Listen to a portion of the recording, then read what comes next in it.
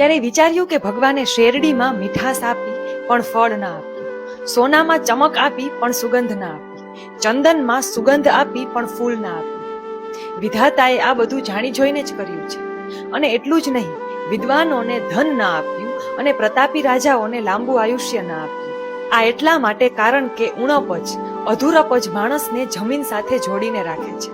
જો વ્યક્તિ સર્વગુણ સંપન્ન થઈ જાય તો તે વિનાશ તરફ જવા લાગશે. જો બધી જ સગવડ અને સુવિધા એક સાથે જ મળી જાય તો તેની કિંમત જ ખોવાઈ જાય.